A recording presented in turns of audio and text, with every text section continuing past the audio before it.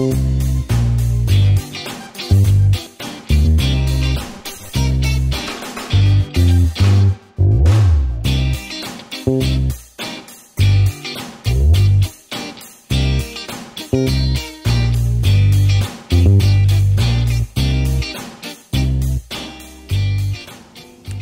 мечети сидел, увидел сумку не кожаную, и она такая уже в таком состоянии была, скажем, ее уже нельзя было использовать. Я говорю, почему ты не носишь кожаную? Она же дольше работает, дольше служит.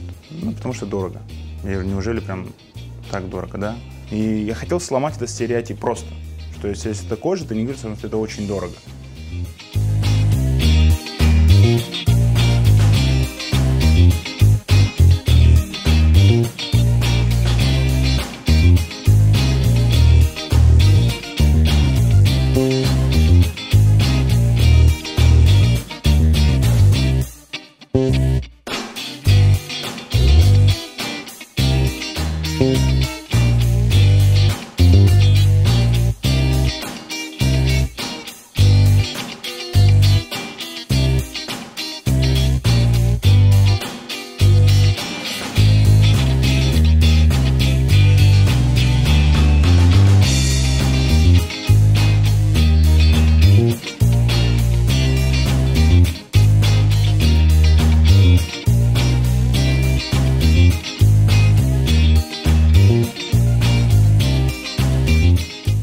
Ставлю тамгу, чтобы людям, которые, допустим, не знают, что такое тамга, либо не крымцы, чтобы понимали, что это делают непосредственно с Крыма.